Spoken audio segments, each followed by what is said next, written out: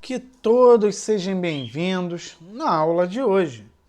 Hoje vamos iniciarmos uma nova matéria chamada Estudo dos Gases. Os gases são constituídos de pequenas partículas, denominadas moléculas, que se movimentam desordenadamente em todas as direções e sentidos. Nós sabemos que o estado físico da matéria são três: estado sólido, líquido e gasoso. Considerando que um corpo, uma matéria, tenha moléculas, o estado gasoso é o estado em que as moléculas estão mais afastadas umas das outras. Quando o corpo passa da fase sólida para a fase líquida, dizemos que ocorreu uma mudança de fase ou mudança de estado de agregação de suas partículas. Por outro lado, se o corpo sofrer alteração em uma ou mais de suas grandezas físicas, pressão, volume, temperatura ou até mesmo densidade, dizemos que houve uma transformação ou mudança de estado físico. O estado de um gás é caracterizado pelo valor de três grandezas físicas: o volume, que eu chamo de V, a pressão, que eu chamo de P, e a temperatura, que eu vou chamar de T, temperatura sempre em Kelvin, que são denominadas variáveis de estado de um gás. Em geral, a mudança de uma dessas variáveis de estado provoca alteração em pelo menos uma das outras variáveis, apresentando um gás uma transformação e, consequentemente, um estado diferente do inicial. Ou seja, o gás pode estar de uma forma mais densa ou menos densa. O ar que nós respiramos é a forma menos densa. Quando você pega, por exemplo, um nevoeiro, em dias de frio, a gente vai entrar no inverno, isso vai passar a ser um pouco mais constante. Quando você pega um nevoeiro, o que você tem? Você tem água no estado gasoso, porém numa forma mais densa. Isso ocorre devido à mudança de uma dessas grandezas: volume, pressão ou temperatura. A pressão 1 atm significa uma atmosfera, e a temperatura de 273 Kelvin, que equivale a 0 graus Celsius, caracterizam as condições normais de temperatura e pressão, que indicamos CNTP. Então, o que significa CNTP? CNTP significa condição normal de temperatura e pressão. Quando se fala condição normal de temperatura e pressão, você está considerando a temperatura de 0 graus Celsius ou 273 Kelvin e pressão 1 atm. Leis das transformações dos gases. Para a simplificação do estudo dos gases, adota-se um gás hipotético, o gás perfeito ou ideal, que segue rigorosamente as leis dos gases e mantém-se sempre no estado gasoso. O que eu quero dizer com isso? O gás ideal, aquele camarada que sempre vai estar no estado gasoso, é como se ele sempre existisse e sempre estivesse no estado gasoso.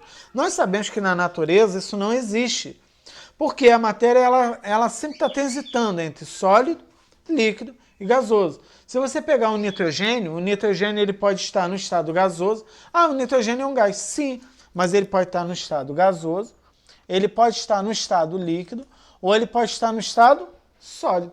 Igual o gás carbônico. O gelo seco é o quê? Gás carbônico no estado sólido.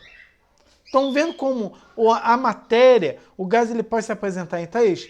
Só que no nosso estudo, sempre estaremos trabalhando com o quê? Com gás hipotético. O que é o gás hipotético? É aquela substância que sempre estará no estado gasoso. Tanto é que eu coloquei: os gases reais apresentam um comportamento que se aproxima mais do gás perfeito, quanto maior for sua temperatura e menor sua pressão. Lei de Boole-Mariotti. Agora vamos entrar nas leis. São três leis que a gente tem que saber.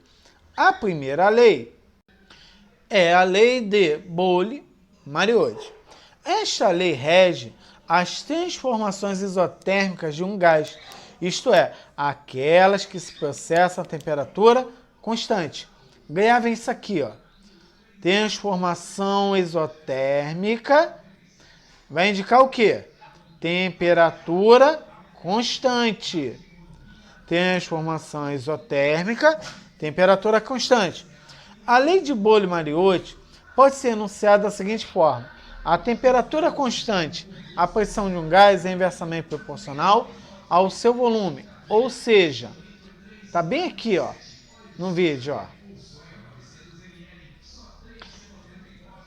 Tá bem aqui, ó. P1 vezes V1 é igual a P2 vezes V2. Tudo bem? Então, quando eu falar uma transformação isotérmica, qual é a forma que eu falo?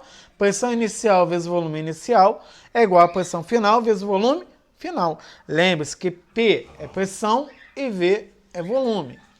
A segunda lei é a lei de Guy-Lusick, ou Gay-Lussac, né? Aí vem muito, pelo menos eu leio como Gay-Lussac, é como eu leio. Esta lei rege as transformações. Qual é a transformação? Transformação isobárica de um gás, isto é, aquela que se processa sob pressão constante. Opa! O que é constante? Pressão constante. Já vem isso. Transformação isobárica, você sempre tem uma pressão constante. E cujo enunciado é o seguinte: a pressão constante, o volume e a temperatura absoluta de um gás são diretamente proporcionais, ou seja, tá bem aqui, ó, tá clarinho, ó, tá bem aqui, ó. Ele me diz o seguinte, que o volume inicial está para a temperatura inicial, assim como o volume final está para a temperatura final. Então, essa é a lei de Guy-Lussac, ou transformação isobárica. O que é uma transformação isobárica? Volume inicial sob temperatura inicial igual volume final sob temperatura final. A terceira lei é a lei de Charles. Essa lei rege as transformações isocóricas ou isométricas. Transformação... Deixa eu só aumentar um pouco aqui a tela. Deixa eu só dar uma ajustada aqui, gente. Tá aqui, ó. Transformação isocórica ou isométrica é aquela que se processa sem volume constante, cujo enunciado é o seguinte: com volume constante, a pressão de uma determinada massa de gás é diretamente proporcional à sua temperatura absoluta. Ou seja, tá bem aqui, ó, tá vendo? Tá clarinho, ó. Então, ó, vou botar aqui para vocês, ó. Pressão inicial está para a temperatura inicial, assim como a pressão final está para a temperatura final. Deixa eu botar esse T aqui melhor. Então, ó, temperatura inicial, temperatura final. Tudo bem? Com isso, nós fechamos as 3 principais leis. O que eu quero hoje, gente? Eu quero que vocês peguem, copiem, desde aqui do início do estudo dos gases, eu quero toda essa parte aqui da matéria, ó, tá vendo? Tudo isso aqui que eu expliquei, copiado no caderno.